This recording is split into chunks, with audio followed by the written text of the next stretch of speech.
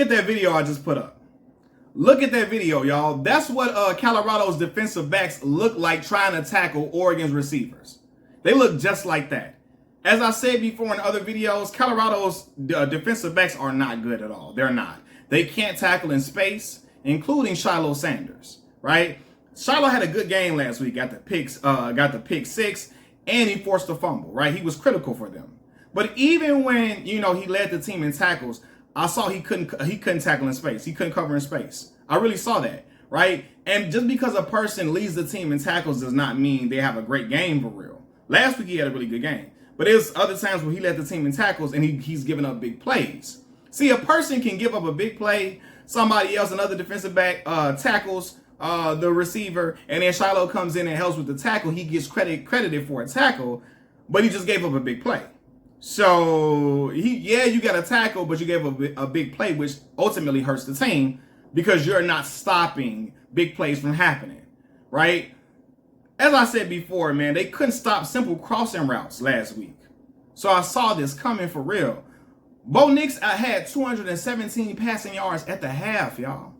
He was having a field day. They were walking the ball into the end zone. And I'm looking at, for real, Colorado got beat like a single mama's cheeks on a Friday night when she got a babysitter.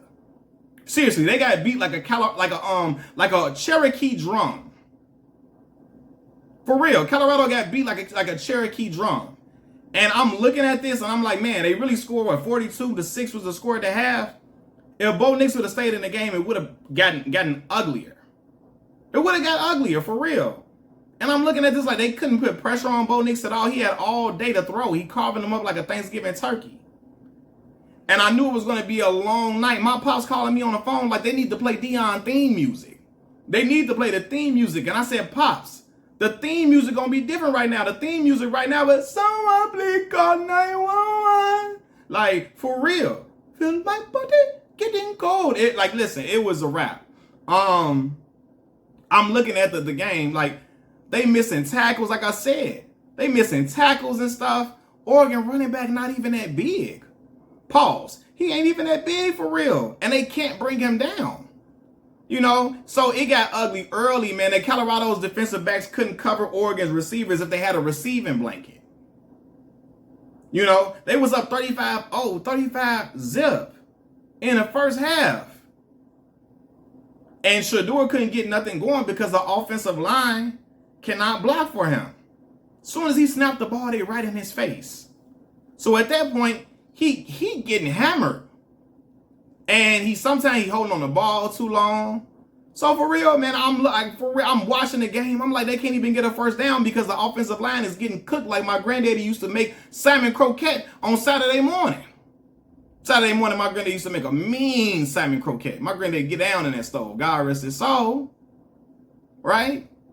But yeah, that's how they was getting cooked, man. And look, I seen Tupac Shedeur running for his life. Y'all know Tupac Shedeur? You feel me? I seen him running for his life out there because they was on his head top.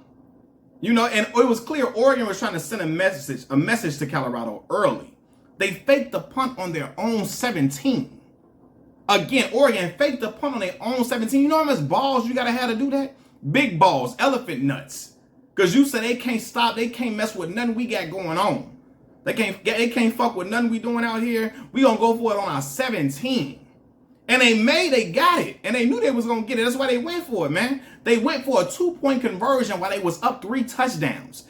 It's like what Prime and them say, it's personal. It was personal for Dan Lanning and the Oregon Ducks, for real. It was personal for Dan Lanning and the Oregon Ducks. I hope I didn't say Oregon State. But they was running up the score like it's personal. And again, I'm looking at Oregon head coach, Dan Lanning. I'm looking at his pregame speech that he made before the game. He said they fighting for clicks. We fighting for wins. He said the Cinderella story is over. Like, for real, he out here, he telling y'all, man. He telling Deion, y'all ain't pack. Y'all remember when the coach told him, Deion, he ain't swag. He said he ain't pack. He ain't Pac-12 for real, man. They were playing bully ball against Colorado. Seriously, man, I'm looking like, yeah, and that was the speech that was what they needed to hear to go out there and beat them like a drum for real. And I'm looking like, God damn.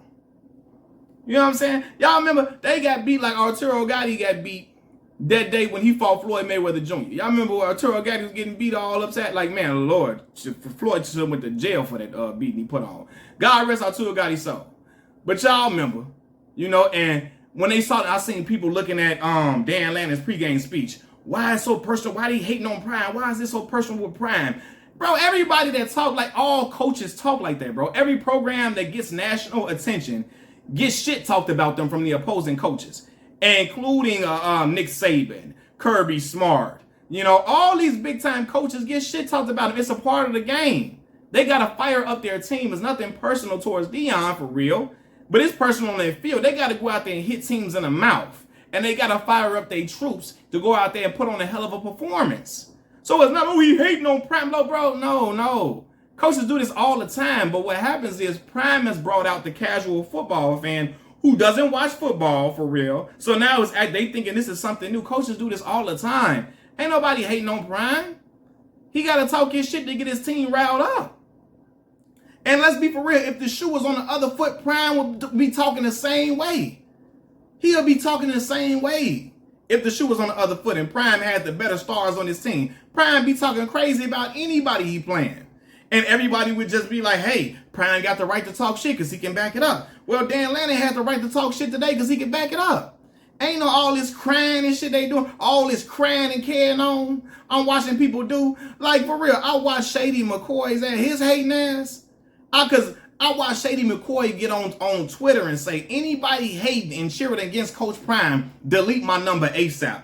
Especially if you're a current or ex-athlete. The man, I'm going to repeat, Shady McCoy, future Hall of Fame, if I was a Hall of Fame running back, future Hall of Fame running back, right? He says, anybody hating and cheering against Coach Prime, delete my number ASAP. Especially if you're a current or ex-athlete. Bro, this is a dude who was an analyst on TV. He's an analyst. And he's showing this much bias. You can't even critique the team. He gonna say you hating on them if you critique them. Are you for real, Shady? You know what I'm saying? Are you for real? Like, bro, all that shit he talked about Justin Fields last season. He talked so much shit about Justin Fields all last season. The moment somebody talking shit about Prime and them, now we got to show Colorado grace the moment they lose. When Colorado lose, after all the shit talking Colorado was doing, and all of them, even Shador and them, after all that shit talking, we got to show them grace now. Bro, that ain't how it work. That ain't how this work, dog. Knock it off. Shady want everybody else to take it. You can't say nothing. He wants you to just be graceful. After all the shit talking he was doing. Because first, it was, we coming. First, it was, who Oregon got over there anyway? Right? That's what Shady was saying. Who Oregon got over there anyway?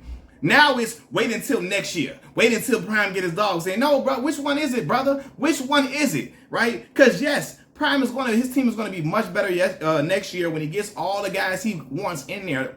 Colorado is going to be much better defensively. They're going to be much better in the trenches, meaning the offensive line and defensive line. They're going to be much better. That's for sure. Because his recruiting pitch with the flashiness, the flamboyance, the cockiness, the bravado, the charisma is going to drive recruits in.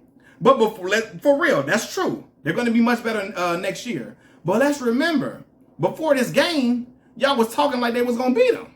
Y'all was talking about it ain't going to matter. Shador and them on a roll, and it's just their time. Now it's waiting until next year, bro. That ain't how it work. Which one is it, dog?